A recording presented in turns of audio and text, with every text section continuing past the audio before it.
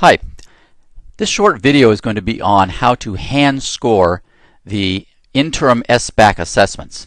So as you can see, I've already logged into californiatac.org. The website is up here at the top. And when you log in, there'll be a number of things you can do. The one I'm interested in today is the Interim Assessment Hand Scoring System. So I'm going to click on that, and it's going to ask me to log in, and I'm going to log in using my TOMS login.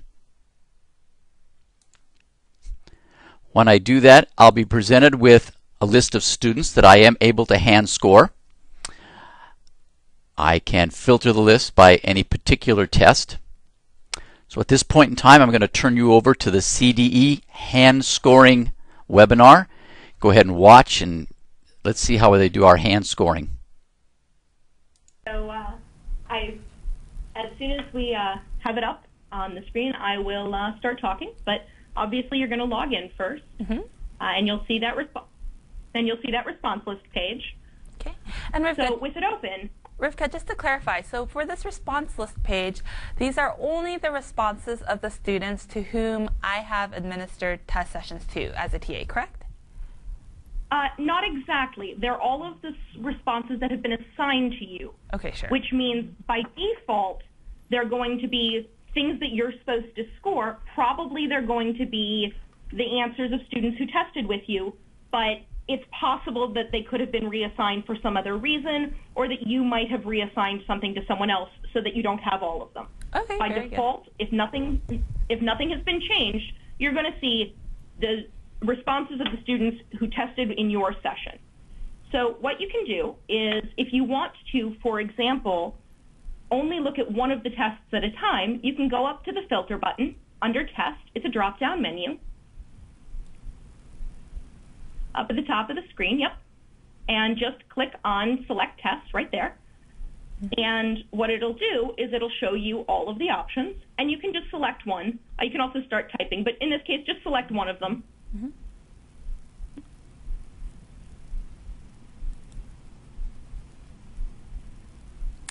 Okay, and in this case, I've selected the Smarter Balanced Interim Comprehensive Assessment for Grade 4 ELA, and that's what you should see on the screen. So now, that is what I see. So now you can just work on that test.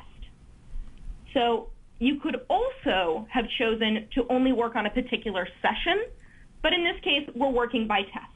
Okay. So what's going to happen is... So just then a quick question. If I want to select a session, then it would be pretty important for me to have recorded my session ID in order to remember which session I administered the test to. Is that correct?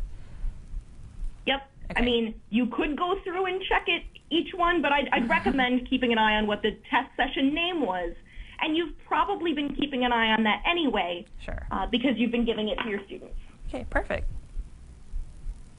So what you're going to do is go ahead and click on the score button. Okay. It's going to be over on that right-hand side. Yep. You just click the score button, and it'll take you to score that response. Okay. So you're going to see that it's going to come up. It'll show you the rubric. If you scroll down, it's going to show you the rest of the data you're going to need. So here's the response.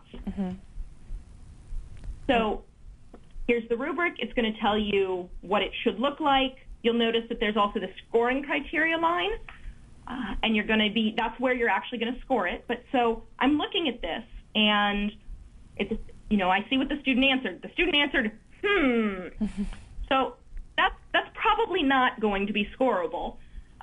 So what we do is we look at the condition code, and hit the drop-down menu under condition code.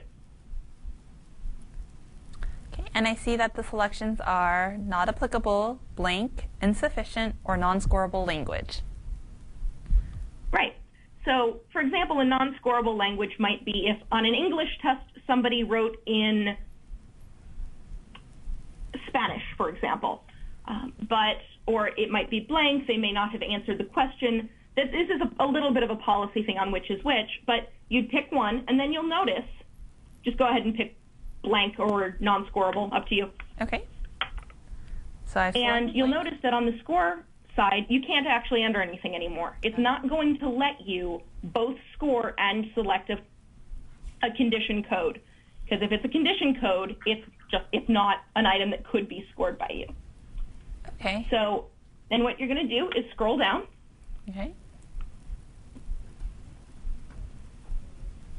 So I see on the very bottom of the page 2 buttons, Submit Score and Back. Right. So if, in fact, you're ready to move on and you want to actually work with this, go ahead and hit Submit Score. Okay. And it Okay. says that... That's going to take you back to your response list as well. Okay. And then you can go ahead and score the next item. Okay. You'll see it's told you that the score has been saved. And when you actually look at this again, you're going to see that it, instead of saying not scored, it says tentatively scored. Oh, okay. So, yep, back to response list will get you there. So now it says tentatively scored. And what that means is that somebody's looked at it, scored it, but it has not yet been submitted. So we could either submit it now, or we could do what we're going to do, which is click on the score button for the next item. Okay.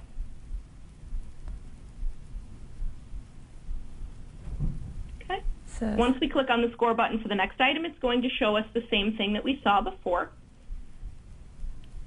we have the rubric. And what we're going to do this time is you'll notice that if you scroll up, at the top, you're going to see exemplar. So if you click on exemplar, what it's going to show you is if it's a test that has a passage, it'll show you the passage. And it will also, if you click on exemplar, it will also end up showing you what an example of what the right response would look like. Okay. So if you scroll down, So I have on the first page of the exemplar, I have the RIB details Smarter Balance Field Test. On the second page, we have the RIB markup details. And on the third page, we have the item. The main idea is that they are talking about like how salt water and seawater are different. And it continues on. and you'll see, right, but you'll see in the comments field of one of them, if you just want to hang out on one of those pages for a moment, you'll see that it tells you what the score would be for this item. So for one item, it might be this, a 0 because the student did it, or in this case, score point is 1. And the reason is because it gave limited evidence of the ability to determine the main idea. And if you scroll down, you'll see what that student actually answered. So it'll give you an example of what a 1 looks like, what a 2 looks like, what a 0 looks like. And again, if it's one that has a passage and you need the reference for the passage, that will be there as well. Perfect. So if you flip back to the score response page,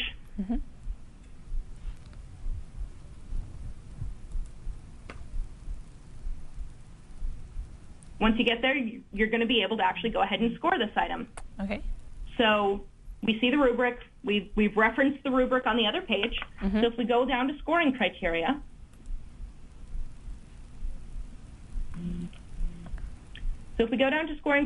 what we'll see is, what do we want to do? So what's the main idea of the passage? Obviously, this person did not answer seriously, but let's presume that they did they got most of it, that they filled a 1.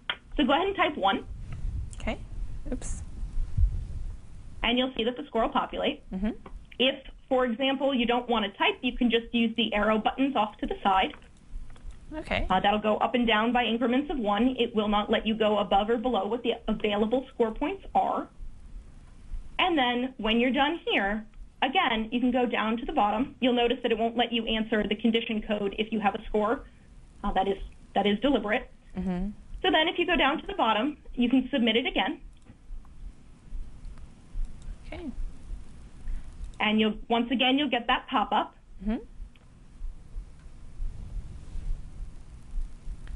So once you've hit submit score, you should get that pop-up letting you know that the score's been saved. And you'll go back to the response list. So from here, you can see that they're all listed as tentatively scored. At this point, I can still access these items if I want to. I can rescore them. For example, I want to go, okay, let me score all of these and then go back and check that I feel like I scored them the same for every student. And you would just do Having so. been a teacher, And you would just do so by selecting the score button again, correct? Correct. Okay. Correct. So what you might want to do is go, okay, let me make sure that the last one I did is the same as the first one. You check it out. You go, good. You hit the score button, check it out. And then once you're sure that you're done and ready to go, you're going to go ahead and hit the check mark. You can either select all by clicking the check mark up at the top next in the header field, or you can click on them individually. Once you've clicked on them, you'll see down at the bottom that you have mark selected as complete.